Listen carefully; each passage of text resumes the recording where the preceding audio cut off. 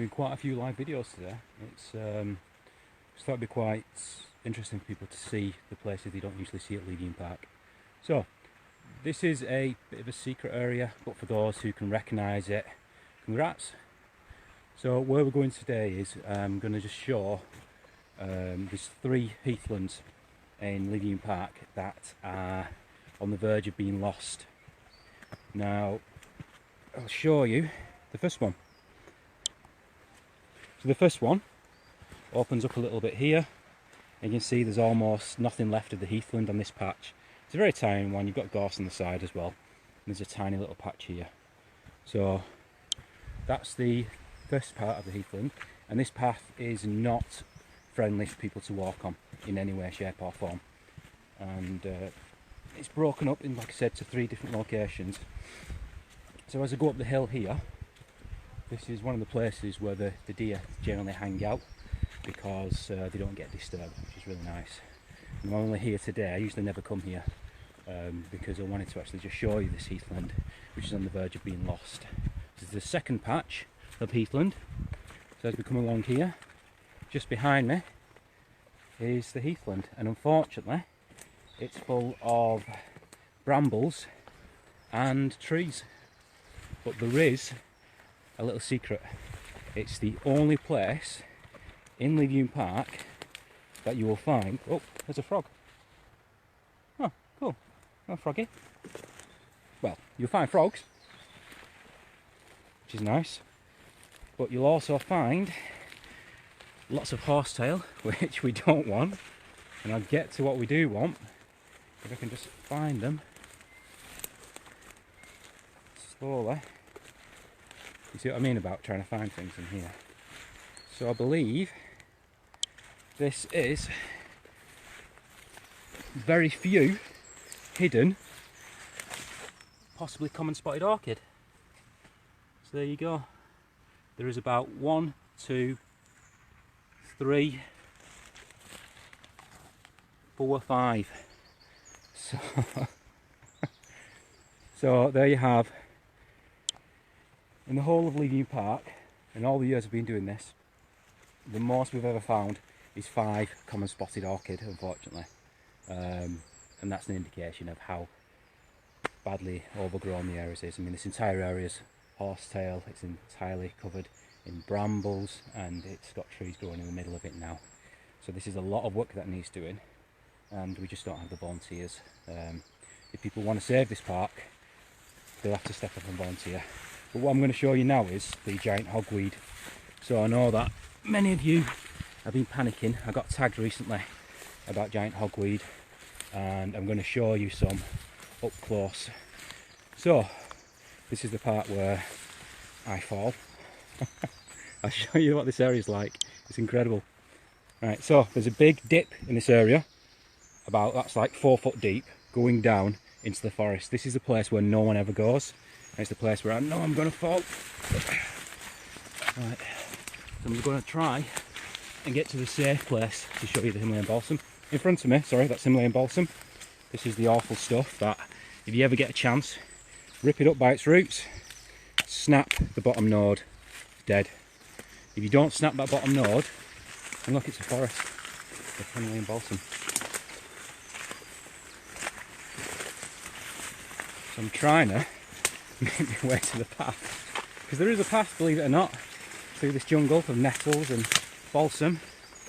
You get in there, and then you'll know for certain what giant hogweed. Oh my god, better not be lost here. Right, I know if I keep going I'll be fine. To get an idea of how tall this stuff is, you'll be able to see in comparisons of what's through it. I'm not going to snap it just so you know. You look at that. That's balsam. There is nothing but balsam as I walk through here. We should have loads of diversity of different plants, but this bit is what's awaiting the rest of Heathland Park if people don't step up and help. If you love the park and want to see it continue, then this needs to be tackled, otherwise the park's gone. So we're going to walk down to a spot by the cemetery that many of you might know as a shortcut to get to Tonge Cemetery when it's closed, or when you just like a good dog walk around there. So down this section, that's all Himalayan balsam. You won't find anything else. Wow, it's really badly overgrown. Yeah, so here we go, giant hogweed.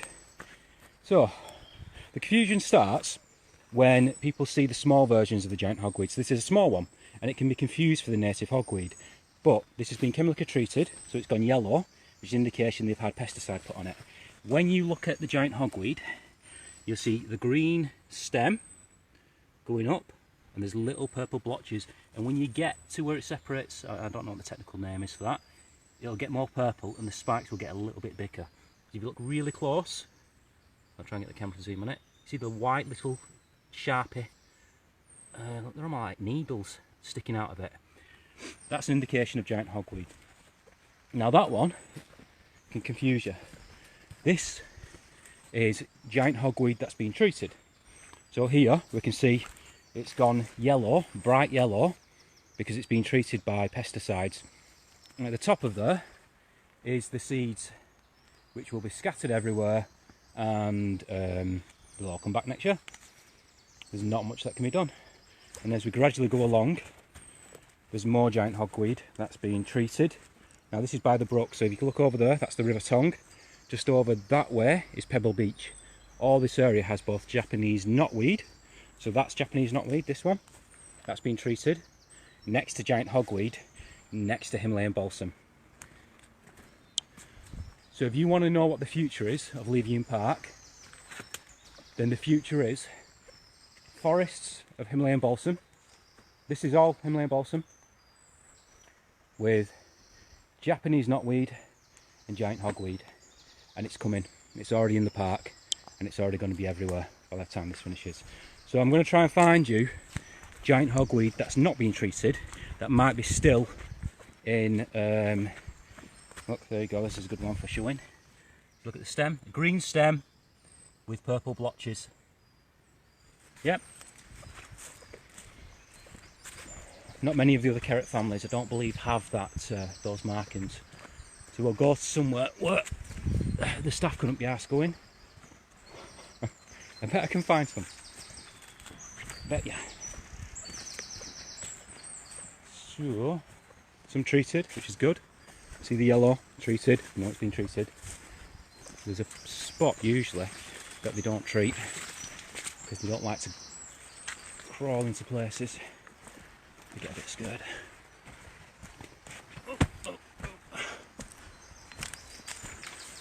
Yeah, here we go, I found some. It's not been treated. So,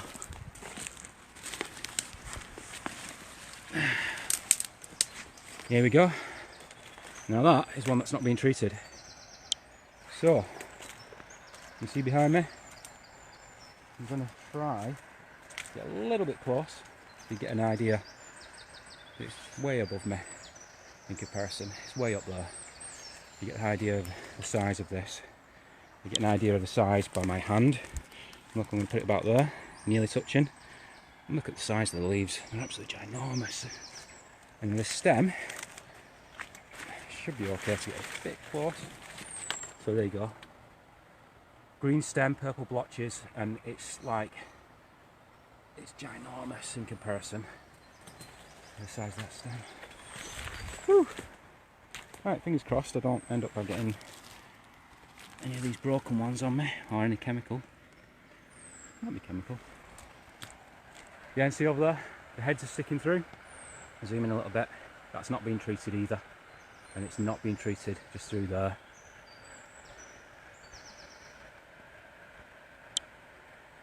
The thing is that fair enough to the guys who've been out and tried to treat it, but they've left 1, 2, 3, 4, 5, 6, 7, 8, 9, 10, 11, 12 plants not treated. So it makes it pointless. If you're not going to treat all of them, then don't bother treating any of them, because they've already flowered and it's already too late, because those seeds are going to be spread. So it's pointless to spend that money treating the giant hogweed if you're not going to do a proper and effective job for the entire area. And in fair play to the staff, One of the issues that they do have is that there's a lot of Japanese knotweed and balsam, so it could give them a little slack. It might be difficult to find it. And people really don't come down here for obvious reasons, because it's incredibly dangerous and only idiots would come down here. Right, so I'll show you the final Heathland, the nice stuff, as I walk up here. Whew.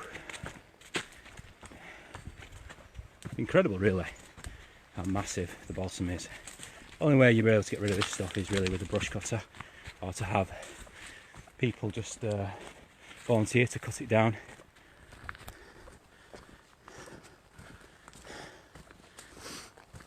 So we're going up the hill, we're in the Tonge at the moment, and there's the Tonge Trail. Many of you may remember the Tonge Trail. In fact, I don't think anyone will remember the Tonge Trail because all the signs got vandalised and it was a massive waste of money, in all honesty. The Tonge Trail goes at one section along the river Tonge, where it's like the most dangerous place you could go because it's nothing but giant hogweed. I've been there when young kids, like 4-year-olds, have literally been touching the giant hogweed as they walk along and not having a clue what it is, until obviously I told the parents what that plant is and made sure. So the amount of money spent on that Tonge Trail and how it's been abandoned is such a crying shame, because they didn't even make an effort to repair the signs. I remember at Leaving Park, the guy was actually installing one of the signs. I was like, are you sure it's a good idea, leaving it? Yeah, it's fine, we know what we're doing.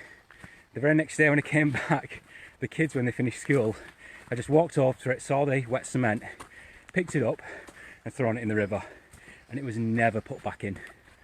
That's what happens when people are just in it for a job and not because they genuinely care about the area. And that's unfortunately what happens with a lot of these projects, is tens of thousands, even hundreds of thousands of pounds are put into projects, but because they're not local residents, because it's not a genuine thing, it's only just a job for them, then they're not bothered. They tick a box, yeah, I've been out and done this, well, I've fulfilled the obligation, the goals regarding that. It's a real shame, which is why I would love to see more people, local residents, setting up their own community groups and putting all the money that they ever get straight back into the community rather than wages.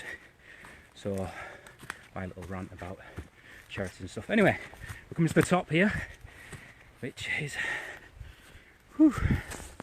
nearly at the top, and we'll show you the final Heathland on the Tonge side. So, many of you might know this place by the little bench in the corner. There you go, a nice little bench. And the giant football field, which I've really never understood why anyone would put a football field at the top of a hill that leads down to like an 80-foot slope. God, can you imagine having to fetch that football? Whew. Right, I'm out of shape. So this is the Heathland, or should I say was the Heathland, the final Heathland. Here we go. So we've got brambles, brambles, brambles,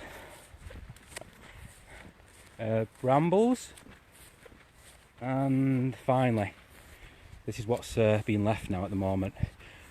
You see, unfortunately none of these trees should be here. Even in the silver birch, I know people like the silver birch, but that needs to go. All of these need to go if you want to recover this area and have a bit of diversity for the area.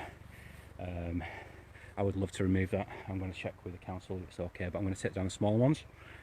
So, myself and Simon, if you would like to join us today, which you can join us for I think 2 hours at maximum. Simon will be joining for dinner, and we should have some spare tools, and you could tag along and just talk about this place if you want. I'm not bothered. But thank you for watching, and we'll try and get some of these habitats restored for Leaving Park so people can, people and wildlife can enjoy them again. Thank you for watching. Whew. I think it was my last one I'm doing today. I've done way too many than I usually do.